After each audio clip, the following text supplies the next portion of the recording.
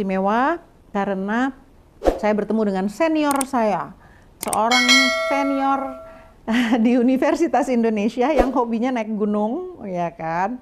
Tapi jargon-jargonnya di sebuah acara stasiun televisi swasta itu mendunia. Jadi bukan hanya di Indonesia saja, dia menjadi presiden dari Akal Sehat. Siapa lagi kalau bukan Rocky Gerung, yeah. Yang jadi pertanyaan adalah kenapa sih Abang begitu bilangnya apa ya, begitu perhatian, juga berpihak, kelihatan gitu sama umat Islam, sampai keliling-keliling ke berapa universitas Muhammadiyah. Itu buat aku itu sesuatu yang luar biasa gitu. Aku pengen tahu kenapa. Iya, saya bukan sekedar melihat, merasakan ketidakadilan dari kekuasaan terhadap umat Islam. Karena seolah-olah ada kontras antara Pancasila dan Islam itu. Dan itu berbahaya sebetulnya tuh. Jadi saya membela hak Muslim Society, rekan-rekan sewarga negara saya untuk hidup setara di Republik ini. Itu mulai dengan 212 yang begitu berniat untuk menuntut keadilan, tapi bahkan diberitakan pun tidak kan. Jadi orang bilang saya pro 212. Enggak, saya bukan pro 212. Saya pro hak rakyat untuk tahu apa itu 212 tuh. Dan saya ingin kalau saya digituin juga 212 pro saya gitu kan.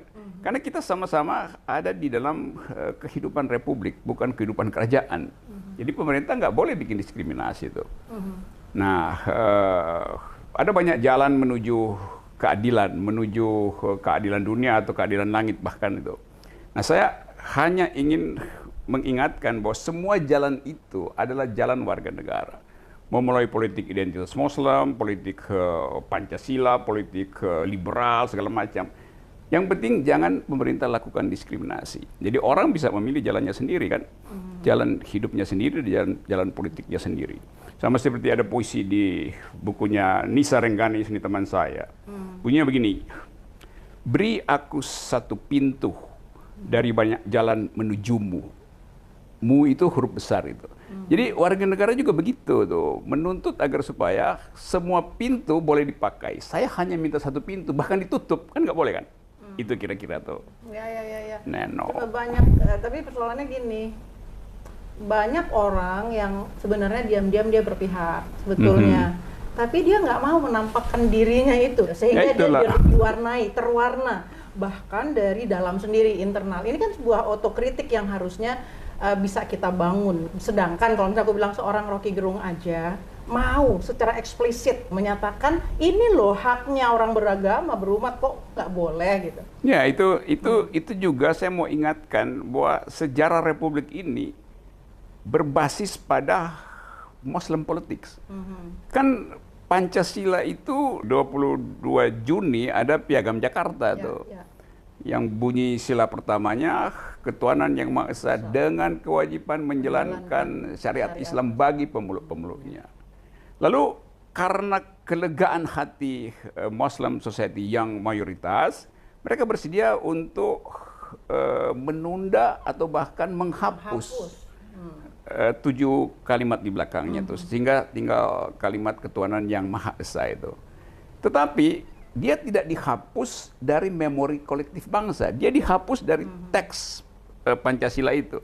Tapi memori kita tahu bahwa Piagam Jakarta itu juga adalah inti dari perjuangan kemerdekaan tuh. Nah, itu yang mesti kita ingatkan. Jadi seolah-olah kalau udah dihapus maka politik Muslim itu udah nggak boleh ada lagi tuh loh. Orang berpolitik bahkan dengan daya pikat agama itu biasa, sah, karena orang ingin dapat jalan lain selain yang disediakan oleh ideologi yang lain kan.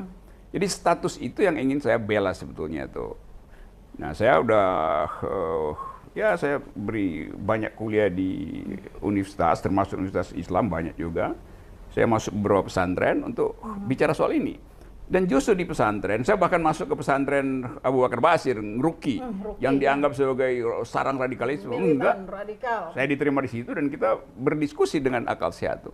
Dan saya membaca bahwa kebanyakan sebetulnya dari yang dianggap sebagai teroris lah atau apa, yang menuntut justice aja tuh. Jadi kalau pemerintah sediakan social justice, maka politik yang basisnya adalah identitas bisa dialihkan energinya menjadi tuntutan sosial kan. Jadi seolah-olah itu dianggap sebagai ingin membawa Indonesia ke dalam bentuk teokratis. Saya nggak nangkap itu. Karena orang Indonesia selalu ingin agar supaya dia menjadi warga negara sekaligus bertakwa kepada Tuhan itu. Itu kan tradisi awal di kita. Mau dari sejarah politeisme, sejarah apa namanya itu macam-macam sejarah di belakang kita sampai akhirnya agama masuk, agama Islam masuk, agama Nasrani masuk, agama Hindu macam-macam. Jadi antropologi kita memang basisnya adalah belief, keyakinan terhadap Tuhan, keyakinan terhadap kekuasaan adikodrati. Itu mau dihilangkan. Nah, itu yang saya nggak setuju. Atau diguncang-guncang lah gitu. Ya, bahkan kalau bagian itu disebut sebagai radikal, maka saya tentang itu sebetulnya. Insya Allah, ya dari sebagai Muslim lah ya, sebagai Muslim saya Iya. tentu banyak sekali Muslim yang melihat ini sebagai satu keajaiban ya, keajaiban dari saya tanya-tanya mak-mak misalnya kan, penggemarnya Bang Rocky kan mak. Iya, Neno. Oh iya, sampai satu hari yaudah saya buka aja nih, saya terheran-heran pergi ke rumahnya Abang, terus di apa namanya di satu bukan gazebo ya, apa ya, rumah pondok ya gitu ya, pondok. Ada mukena ya. Saya sampai wow gitu. Terus saya bilang, wah, ini jangan-jangan sebentar lagi dinobatkan namanya jadi Muhammad Rocky Gerung. Saking bahagianya ya. Dan gini nih, ada satu hal yang menjadi pertanyaan tapi Neno nggak bisa jawab. Yang jawab adalah Abang. Selubung apakah namanya sehingga sikap kemurnian ini tadi ya, itu kan kemurnian datang dari satu pemikiran yang sangat teduh, mendasar.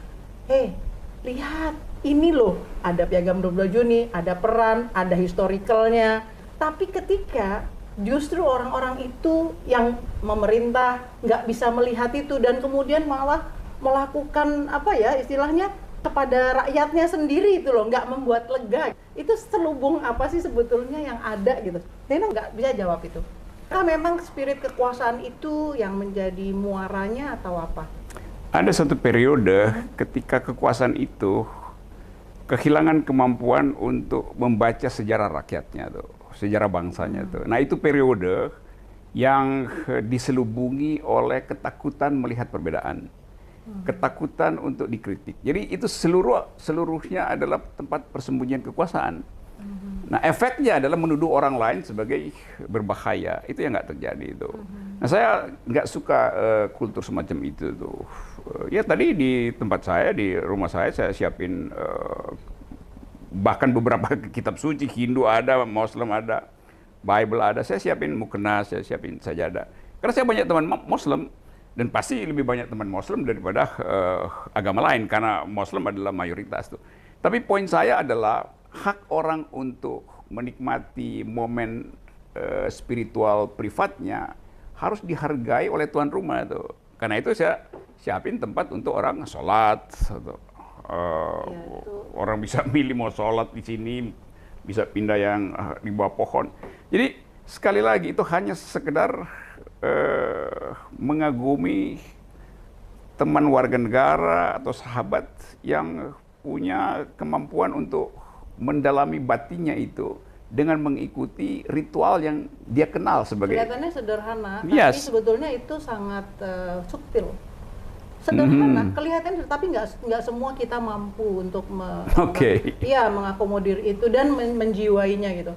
Neno tertarik, Neno nggak mau bicara yang lebih panjang ke sana, tapi Neno di sini di Neno Channel ini sebenarnya pengen tahu jejak rekam sejarah. Kalau tadi kan bangsa punya rekam sejarahnya, tapi sebagai pribadi pengen tahu jejak rekam sejarah keluarga Abang itu dulunya diapain itu sama mamah, papa?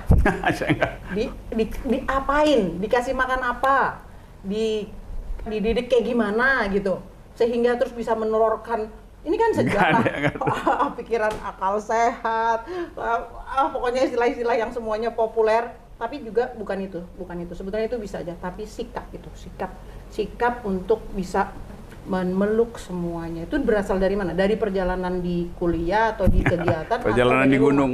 Di gunung atau di gunung. Ya, kadang-kala orang ingin tahu origins dari hidup seseorang. Ya tentu saja ada soal genealogi keluarga. Keluarga saya keluarga bisa nerima semuanya. Bisa keluarga egaliter. Okay. Di keluarga saya ada Muslim, cukup banyak itu. Jadi saya terbiasa soal-soal begituan itu. Jadi keadaan itu kemudian membawa kita pada kemampuan untuk bukan sekedar apresiasi, tapi masuk di dalam sistem orang lain itu kan. Nggak gini loh, masalahnya banyak orang yang manusia, dia manusia, tapi saya nggak melihat dia manusia. Kemanusiaan itu tetap bisa terpelihara pada diri. Contoh ya, saya buka ya, ada seorang asisten doang nih, seseorang sakit dia, tapi Rocky Gerung tuh sampai mengunjungi orang tersebut yang sakit. Padahal itu kan Rocky Gerung namanya tenar hebat, tapi mau ngunjungin orang yang bukan siapa-siapa gitu loh. Nah itu kan manusia gitu. Itu yang justru kamera publik itu selalu mengglorifikasi orang tuh. Dan saya sebetulnya dari dulu saya nggak suka ada kamera publik tuh, TV talk show. Hanya terseret aja di dalam kehidupan politik, lalu tiba-tiba semua kamera mencari wajah saya kan. Padahal bukan itu yang saya ingin ucapkan itu. Saya bertahun-tahun hanya ngajar itu, ada aktivitas politik tapi sangat tertutup itu. Tapi karena problem bangsa ini saya anggap perlu di outcry, perlu ada public outcry, maka saya menyodorkan diri untuk mengucapkan itu sebetulnya tuh, sekedar mengingatkan bahwa pemerintah tidak bisa memonopoli bahasa, memonopoli gestur orang, apalagi memonopoli pikiran orang tuh. Jadi itu saya ucapkan terus. Hal yang mungkin terlambat diucapkan orang lain, kan hanya itu soalnya kan. Jadi sama seperti yang Neno lakukan. Neno dulu dikenal sebagai tokoh sastra, bicara lantang melalui kritik sastra, lalu seniman yang otentik karena bisa menghayati satu peran dan diekspresikan secara maksimal. Itu kita tahu latar itu tuh. Lalu Neno berupaya untuk masuk di dalam wilayah kerohanian itu, mengasuh batin masyarakat yang mengalami kegelisahan karena dicegah untuk mengekspresikan dimensi teologis manusia itu. Itu Neno lakukan tuh. Nah, orang lalu menganggap bahwa Neno hidupnya itu cuman soal teologi. Orang nggak nangkap bahwa kemampuan Neno itu juga multidimensi itu. Nah, hal yang semacam itu yang mau kita hadirkan pada publik, bahwa setiap orang punya macam-macam dimensi yang kesorot oleh kamera, kebetulan cuma bagian itu kan. Jadi itu yang kemudian dieksploitir. Nah, yang kesorot ke saya selalu memberi kritik kepada pemerintah. Karena kamera publik hanya ingin saya ucapkan itu kan. Bahwa saya juga hidup sederhana aja, sebagian besar kegiatan seharian adalah naik gunung, masuk ke hutan. Mungkin orang anggap itu kok agak aneh, berlainan. Jadi poin saya, berbagai macam dimensi kehidupan itu sebetulnya bisa paralel. Hanya karena kamera publik, maka yang tersorot hanya satu dimensi itu. Dan lain sebagainya, ini kalau bicara dari dimensi ruhiyah ya. Kok ketenaran, dipuja-puja, bahkan sadis banget, ada yang bilang itu Rocky Gerung tuh nabi, itu safat katanya gitu. Aduh, saya bilang. Iya, karena itu ada juga yang maki-maki lebih dari itu kan. Itu iblis keparat katanya. Lebay banget. Gak pernah kasih pujian pada pemerintah, lu gimana? Iya, jadi di luar itu tetap Rocky Gerung adalah manusia kan gitu kan. Yes, sederhana, yang biasa aja gitu. Yang bersahabat dengan Neno Warisman, bersahabat dengan dan semua orang. Dan bersahabatnya tuh bukan sama Neno Warisman, sama monyet. Jadi, yes. Dengan pohon, dengan serangga saya bersahabat. Jadi di rumah itu suka datang monyet dan udah dikasih makanannya kan, pisang kan? Ada monyet suka turun. Monyet turun, terus udah gitu dia tahu dia ngambil pisang itu gitu. Jadi bersahabat sama semuanya. Jadi emang sikap batinnya itu emang penting, sehingga akhirnya nggak memunculkan rasa takut kan? Enggak lah. Enggak kan? Iya. Rasa ingin mendekat dengan seluruh makhluk. Jadi ini bagian manusiawi yang paling kita dambakan adalah seseorang ketika dia menjadi siapapun apapun, ya dia tetap aja biasa aja. Kebanyakan orang kan kalau udah jadi menteri, udah jadi apa gitu, dan kita bisa mengharap suatu hari setelah iklim berganti, yang namanya Menteri Rocky Gerung atau Presiden Rocky Gerung akan biasa aja, naik gunung juga, nongkrong juga, betul nggak? Betul, saya mau jadi presiden di hutan aja. Oke, singkat tapi sangat menyenangkan. Pertanyaan yang terakhir. Masih ada satu pertanyaan lagi. Ini kan semua wanita kan adore you, gitu kan? Iya dong, mau nggak mau nih semua banyak banget orang melihat chance gitu. Chance-nya apa? Waduh, ini Pak Rocky Gerung atau Bang Rocky atau Prof Rocky ini kenapa ini kok belum menentukan pilihan juga nih menikah, memilih seseorang? Emang patah hati atau takut punya anak, tanggung jawab karena lebih senang ke hutan, atau apa, ada yang lebih ideologis nggak jawabannya itu, atau emang belum ketemu? Kalau belum ketemu kita cariin.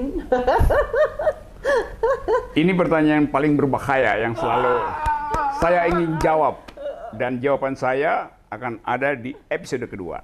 Tunggu. Oke deh.